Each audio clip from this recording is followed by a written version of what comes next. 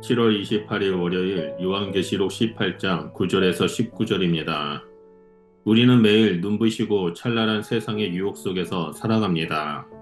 마치 사람의 시선을 사로잡는 보석처럼 이 세상은 성공과 부, 쾌락과 안락함을 약속합니다.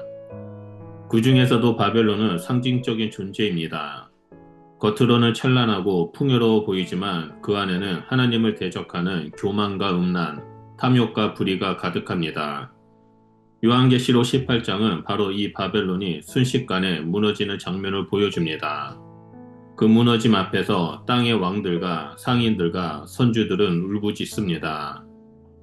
그들의 통곡은 잃어버린 물질과 권세, 특권에 대한 아쉬움일 뿐 회개나 하나님에 대한 경외는 없습니다. 이 본문은 오늘 우리에게 심각한 경고를 줍니다. 우리는 지금 어디에 삶의 터전을 두고 있는지 되돌아보아야 합니다.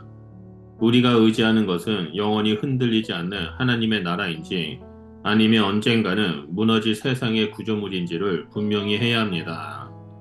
눈물의 도시는 무너졌지만 믿음을 가진 성도는 결코 무너지지 않습니다. 오늘 말씀을 통해 그러한 신앙의 비밀을 함께 살펴보려 합니다. 먼저 첫 번째로 9절에서 10절에 무너지는 바벨론의 환상입니다. 요한은 먼저 땅의 왕들이 바벨론의 심판을 보고 두려워하며 통곡하는 모습을 전합니다. 이 왕들은 바벨론과 음행하며 그 화려함과 사치에 자신들의 운명을 걸었던 자들입니다. 그들은 자신들이 누리던 권력과 쾌락의 기반이 되는 도시가 영원할 것이라고 착각했습니다. 그러나 그토록 견고해 보였던 바벨론은 한시간에 무너집니다. 이 짧은 시간은 하나님의 심판이 얼마나 신속하고 결정적인지를 강조합니다.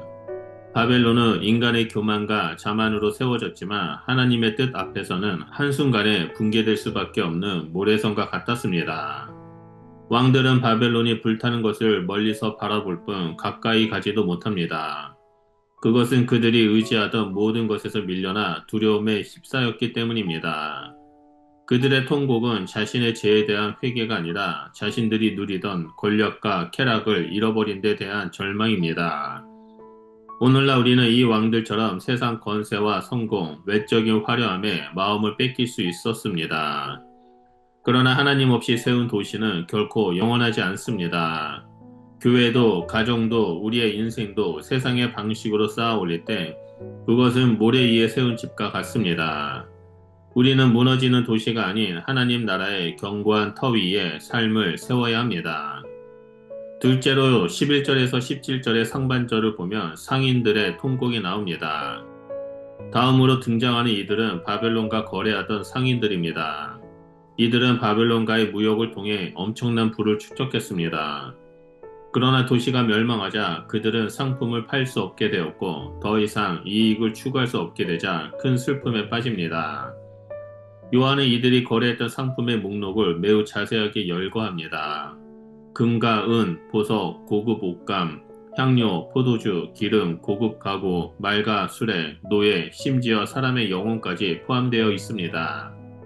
이 나열은 단순한 상업 물품의 열거가 아니라 세상이 무엇을 가치 있게 여기는지를 고발하는 메시지입니다. 세상은 사람보다 물질을 더 중요하게 여기며 인간의 존재조차 상품으로 취급할 만큼 탐욕에 지배되고 있습니다. 심지어 종교적인 언어와 신앙도 상품화되고 마케팅 도구가 되어버린 시대에 살고 있는 우리는 오늘 이 본문 앞에서 깊은 자성을 해야 합니다. 더 나아가 상인들의 슬픔은 자신들이 지닌 물질적 풍요가 삶의 유일한 목표였음을 드러냅니다. 그들은 도시의 멸망으로 인해 이익을 잃어버린 것을 가장 큰 손실로 여겼습니다. 그러나 성도는 다릅니다. 우리는 하나님 나라를 유일한 보화로 여기며 모든 소유와 삶의 목적을 하나님께 드릴 줄 아는 존재입니다. 물질이 아닌 믿음이 삶의 중심이 되어야 합니다. 하나님을 경외하는 마음이야말로 어떤 무역이나 이익보다 귀한 가치를 지닌 것입니다. 마지막 세 번째로 17절 하반절에서 19절을 보면 선주들의 슬픔을 볼 수 있습니다. 마지막으로 등장하는 이들은 해상 운송을 통해 부를 얻은 선주들과 항해자들입니다. 이들은 바벨론의 번영을 바다에서 실어 나르며 자신의 삶을 건축했던 자들입니다. 그들은 도시가 불타는 것을 보며 소리 높여 이같이 큰 부가 한 시간에 망하였도다라고 외칩니다. 그들은 멀리서 바라보며 재의 먼지를 자기 머리에 뿌리고 울며 애통합니다. 그들의 탄식도 마찬가지입니다. 하나님의 공의에 대한 경외나 심판에 대한 두려움이 아니라 잃어버린 이익과 특권에 대한 슬픔입니다. 이들은 철저히 이윤 중심의 인생을 살았고 결국 그 이윤이 무너졌을 때 함께 무너지는 존재가 되었습니다. 이 장면은 우리에게 기쁜 경고를 던집니다. 우리가 일구어가는 모든 일과 수고, 경영과 노동이 과연 무엇을 위한 것인지를 되돌아보아야 합니다. 하나님 없는 부는 한순간에 사라질 수 있으며 세속적 기반 위에 쌓은 명예와 안정은 영원하지 않습니다. 우리가 참으로 붙들어야 할 항구는 세상이라는 바다가 아니라 하나님의 영원한 나라입니다. 성도는 선주들처럼 멀리서 바라보는 이익의 계산자가 아니라 하나님의 뜻을 항해하는 믿음의 선장이 되어야 합니다. 요한계시록 18장의 메시지는 분명합니다. 바벨론은 반드시 무너집니다. 그 위에 삶을 세운 자들은 함께 울부짖을 수밖에 없습니다. 하지만 성도는 그 무너짐 속에서도 결코 무너지지 않는 믿음으로 서야 합니다. 눈물의 도시가 불타는 그 자리에서도 성도는 오히려 하늘을 바라보며 소망을 말할 수 있어야 합니다. 오늘 우리의 시간과 정성과 열정이 무엇을 향해 쓰이고 있는지 되돌아보는 시간이 되길 소원합니다. 내가 애통해하는 이유가 하나님의 영광을 위한 갈망인지 아니면 세상의 손해에 대한 아쉬움인지 우리는 살펴봐야 합니다. 하나님께서는 우리의 눈물의 도시를 떠나 영원한 성 예루살렘을 바라보며 살아가기를 원하십니다. 믿음의 사람은 무너지는 세상의 소리에 흔들리지 않습니다. 오히려 그 무너짐 속에서 하나님 나라의 견고함을 더욱 확신하게 됩니다. 우리의 믿음은 세상이 줄 수 없는 것에 기초해야 합니다. 그러므로 우리는 오늘도 변하지 않는 복음 위에 삶을 세우고 영원한 하나님 나라를 바라보며 흔들림 없이 걸어가야 합니다. 주께서 주시는 소망을 따라 믿음으로 나아가는 모든 성도 위에 은혜와 평강이 충만하길 예수 그리스도 이름으로 축원드립니다.